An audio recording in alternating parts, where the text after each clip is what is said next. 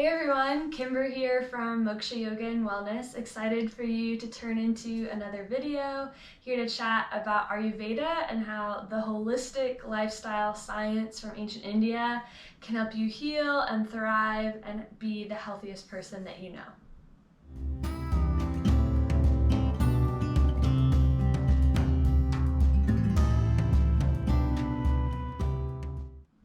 So today we're chatting about your winter routine. Ayurveda is a super seasonal science, so the easiest way to drop in and start making some small changes in your lifestyle that can lead to huge increases in your health are to just pay attention to the seasons, to get back in nature's rhythms.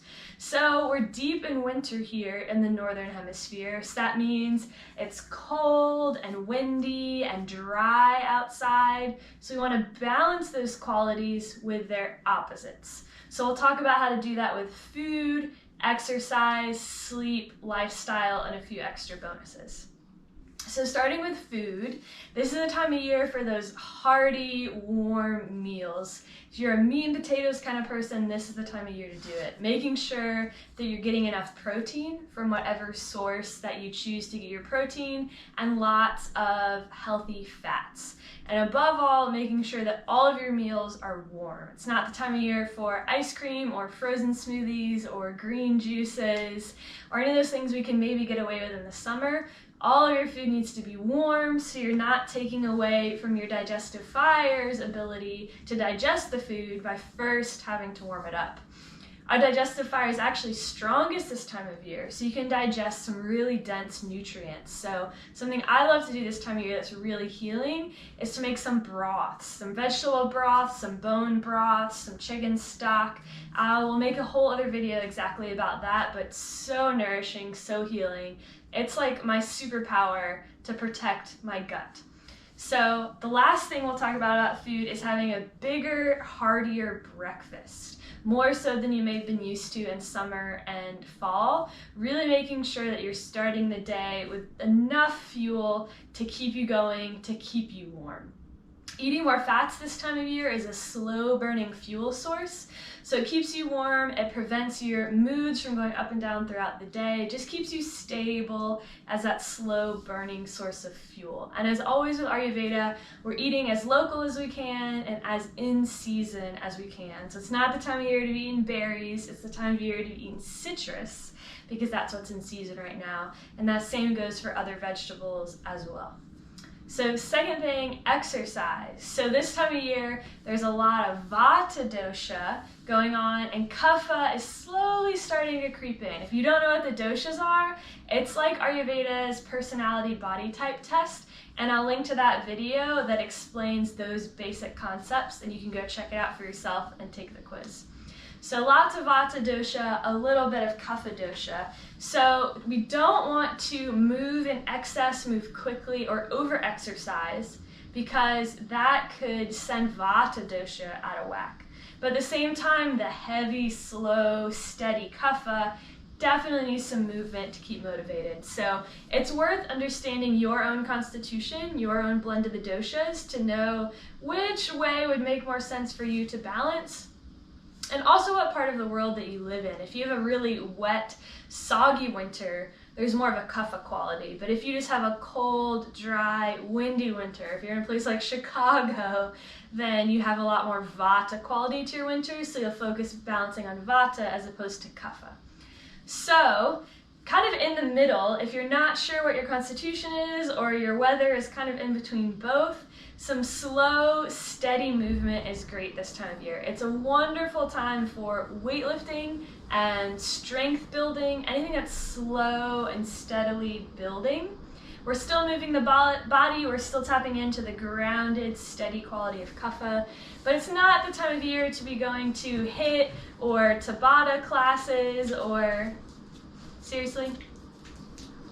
Seriously. So it's not the time of year to be going to HIIT or Tabata style classes or runs every single day. It's more of that slow building in intensity sorts of exercises. Third thing, sleep. So this is the time of year we're building ojas. Ojas is the Ayurveda word for the physical representation of our immunity. It's that juicy good stuff that keeps us flowing, keeps us protected from outside intruders, just gives us that natural glow. So best way to build ojas is get enough sleep. If you love to sleep 8 or 10 hours, this is the time of year to do it. That being said, not sleeping in until 10 or 11 in the morning, but going to bed early. If you're tired at 8:30, honor that. Listen to that. Go to bed. No one's telling you not to.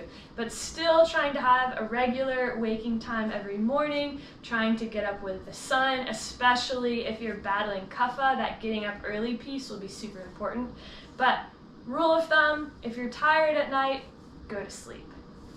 Some other great lifestyle tips we can learn from Ayurveda for this time of year is making sure that we stay moist and hydrated. Lots of ways to do that. The first way obviously is drinking water.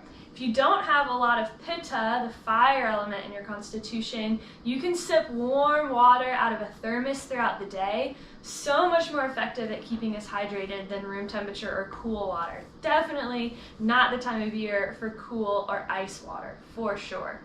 You can also do an oil massage of your skin as part of your daily routine, before, during, after a shower. A really warming oil like sesame is great this time of year, just to keep that skin nice and moist and as a protective barrier from the dry wind on the outside.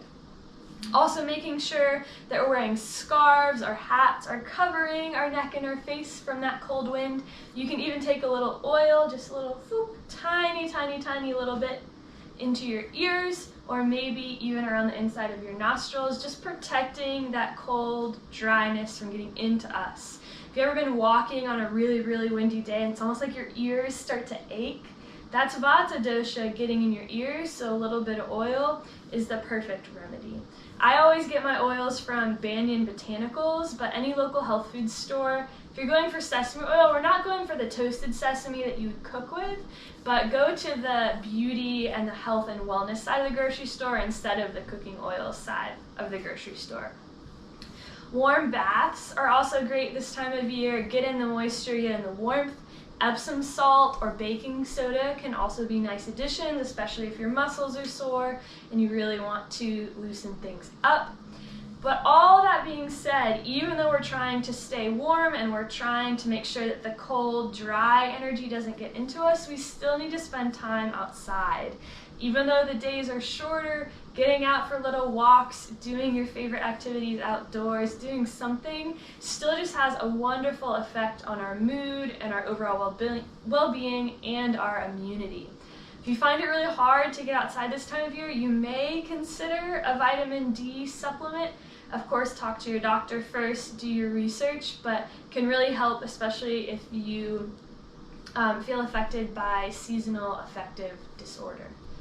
So those are kind of my tips and tricks for using Ayurveda to stay balanced in the winter. If you want to know more about Ayurveda, head down to my website below and you can get your free video training. That's a great introduction. You can take the dosha quiz, figure out what your dosha is, and really walk away with some tangible tips about how to apply this amazing healing ancient science to your life.